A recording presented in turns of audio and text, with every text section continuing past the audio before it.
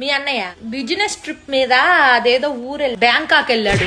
Office ఎదవాళ్ళకి బుద్ధి జ్ఞానం లేదు. ఈ మధ్య మరీ ఘోరం అయిపోయి నెలకి 2 సార్లు బిలొస్తున్నారు బ్యాంక్ ఆఫీస్ లో. అల్లాడిపోతున్నాడు. అంత దూరం అంటే ఒళ్ళు హూనం అయిపోదు. ఎక్కడో మ్యాప్ చివరి నుండి బ్యాంకాక్ రాగానే ఒళ్ళంతా నొప్పులు ఉంది, కాస్త కాపడం పెట్టు రాజ్యం అని నోరారా అడుగుతాడు.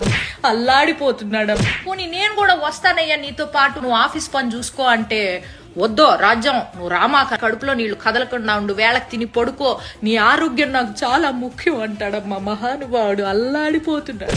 ఓ రోజైతే అర్ధరాత్రి పూట ఆఫీస్ నుంచి పూజ అనే అమ్మాయి ఫోన్ చేసి నువ్వు ఉన్న పళంగా రావాలి అర్జెంటుగా అని చెప్పేసేసరికి మనిషి ప్యాంటు చొక్కా వేసుకొని గబా గబా గబా గబా బయలుదేరిపోయాడమ్మా. తెల్లారొచ్చాక తెలిసింది ఆ పూజ అనే అమ్మాయి ఫోన్ చేయకపోతే ఉద్యోగం కాస్త ఊడిపోయేది. అల్లాడిపోతున్నాడమ్మా మనిషి. అసలు ఏమైంది తెలుసా, నేను పుట్టిన నుంచి వచ్చేటప్పటికి ఇంట్లో ఒక అమ్మాయి ఉంది. నన్ను ఎవరండి ఈవిడే అని అడిగేసేప్పటికి అర్బన్ క్లాప్ నుంచి పిలిపించాడంట నన్ను సర్ప్రైజ్ చేయడానికి, ఇల్లంతా క్లీన్ చేయించి.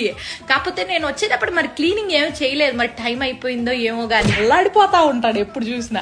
చింటూగాడి క్లాస్ టీచర్ తోటి 24 గంటలు ఫోన్ మాట్లాడుతూ ఉంటాడు. వాడికి ఎలా చదువు నేర్పించాలని చెప్పి సలహాలు ఇస్తా ఉంటాడంట. 1-2 సార్లు ఇంటికి కూడా వచ్చింది అనుకో. మన ఇంటి కింద లేదు, 4 కాలేజీ అమ్మాయిలకి అద్దెకిచ్చాడు మీ అన్నయ్య.